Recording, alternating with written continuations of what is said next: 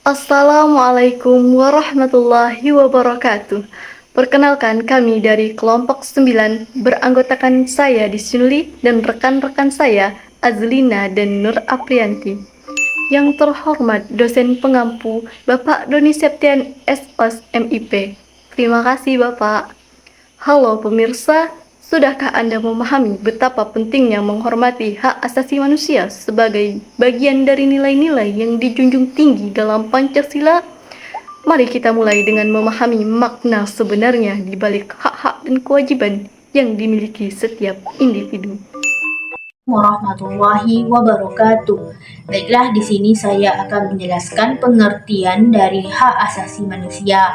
Yang pertama adalah hak menurut bahasa Perancis, yaitu hak yang dimiliki manusia menurut kodratnya, yang tak dapat dipisahkan karena hakikatnya itu bersifat suci. Yang kedua adalah menurut Darmo Diharjo mengatakan hak ini adalah sudah ada pada manusia itu lahir, dan hak ini merupakan pemberian Tuhan Yang Maha Esa. Yang ketiga adalah menurut Fatmo Wahjono mengatakan hak ini memungkinkan orang itu hidup berdasarkan suatu harkat dan martabat beradab tertentu. Yang keempat adalah menurut ketetapan MPR pada nomor 17 pada tahun 1998 mengatakan hak asasi manusia itu adalah anugerah Tuhan Yang Maha Esa dan sudah dilekatkan pada diri manusia, bersifat kodrat, universal, atau berkaitan dengan harkat dan martabat tertentu.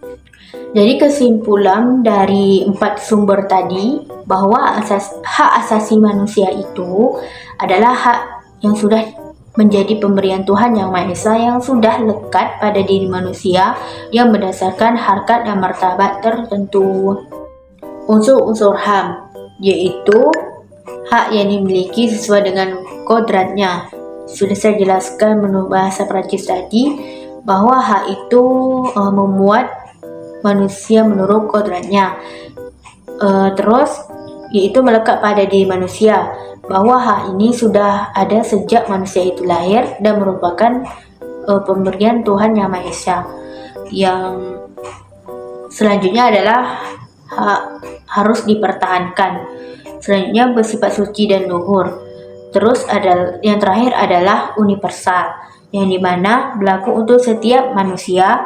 Itu sendiri yang dimaksud adalah seperti jenis kelamin, agama, status sosial, terus suku bangsa. Dengan kata ini bisa mengurangi terjadinya konflik yang terjadi karena adanya perbedaan. Golongan HAM itu dapat dibedakan dalam berbagai aspek. Yang pertama yaitu hak individu, yaitu hak pada masing-masing orang. Contohnya itu hak untuk beragama, hak untuk mengikuti kata atau menyampaikan pikiran kepada orang lain. Yang kedua adalah hak kolektif, yaitu hak yang dapat dirasakan ketika membersamai orang lain, seperti khususnya melindungi masyarakat adat, komunitas lokal atau minoritas juga. Yang ketiga adalah hak sipil dan politik, yaitu terdapat pada undang-undang. Yang keempat itu adalah hak ekonomi, sosial, dan budaya. Sedangkan Sri Sumatri membedakan hak asasi itu dapat menjadi dua. Yang pertama adalah hak asasi manusia klasik, yaitu hak yang timbul akibat eksistensi manusia. Yang kedua adalah hak asasi manusia sosial, yaitu hak yang berhubungan dengan kebutuhan manusia baik yang bersifat lahir maupun rohaniah. Assalamualaikum warahmatullahi wabarakatuh.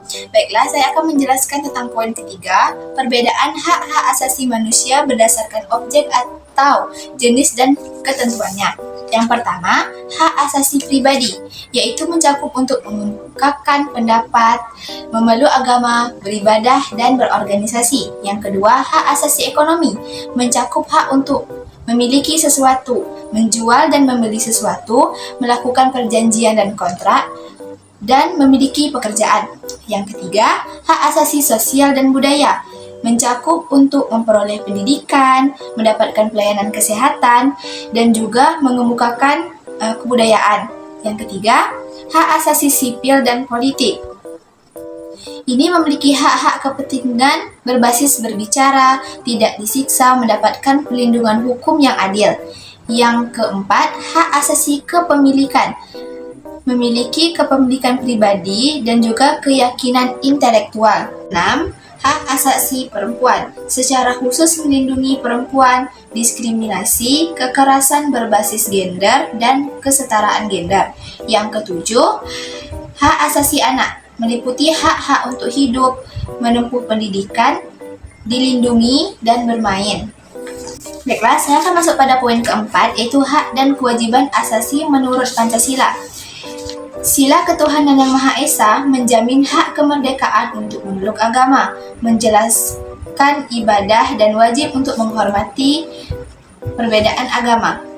Sila kemanusiaan yang adil dan beradab menempatkan hak setiap warga negara pada kedudukan yang sama dalam hukum serta memiliki kewajiban dan hak-hak yang sama untuk mendapat jaminan dan perlindungan hukum.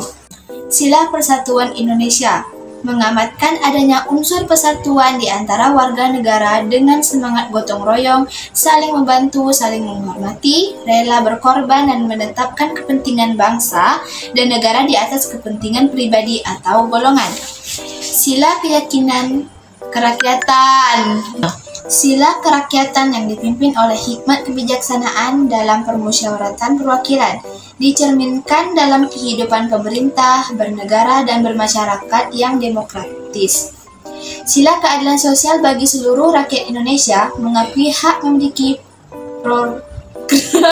Sila keadilan sosial bagi seluruh rakyat Indonesia mengakui hak memiliki perorangan dan dilindungi pemanfaatannya oleh negara serta memberi kesempatan sebesar-besarnya kepada masyarakat.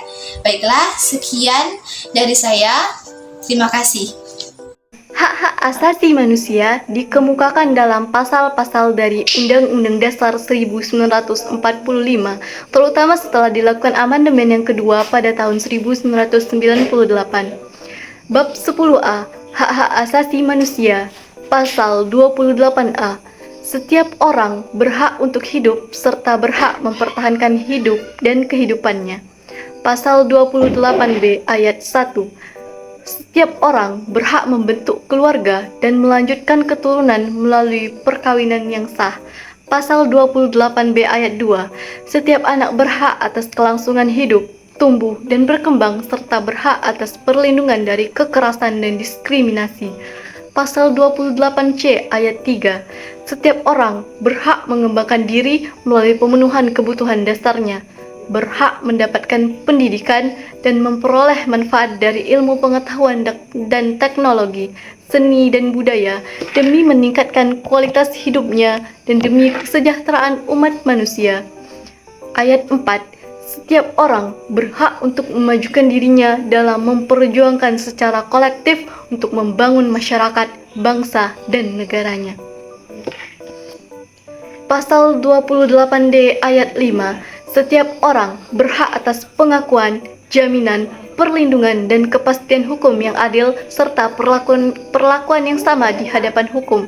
Pasal 28D ayat 6, setiap orang berhak untuk bekerja serta mendapat imbalan dan perlakuan yang adil dan layak dalam hubungan kerja.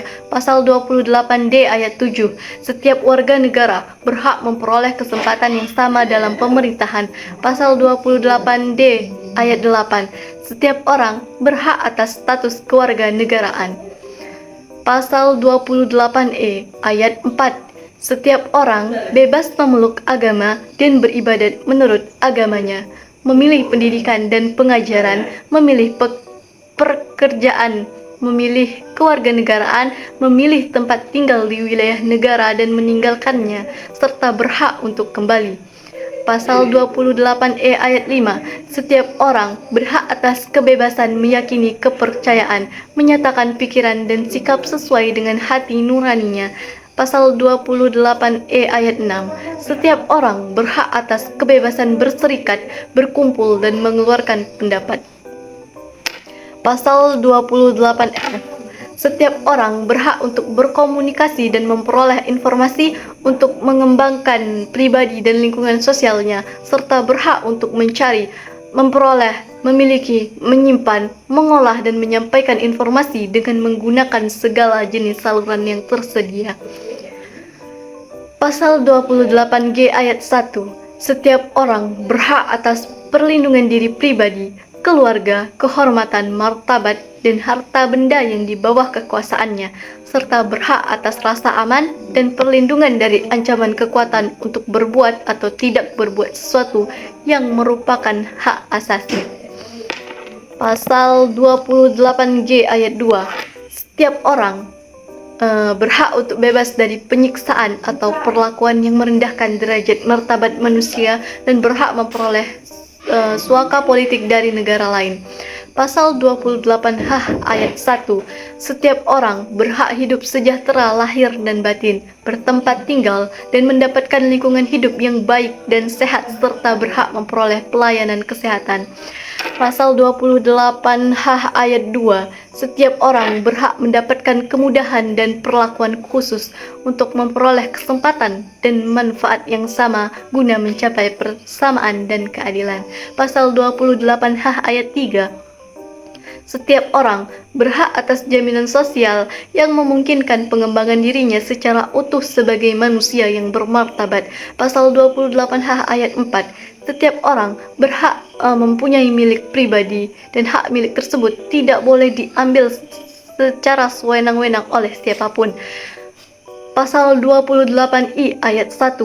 Hak untuk hidup, hak untuk tidak disiksa dan hak kemerdekaan pikiran dan hati nurani, hak beragama, hak untuk tidak diperbudak, hak untuk tidak diakui sebagai pribadi di hadapan hukum, dan hak untuk dituntut atas dasar hukum yang berlaku surut adalah hak asasi manusia yang tidak dapat dikurangi dalam keadaan apapun.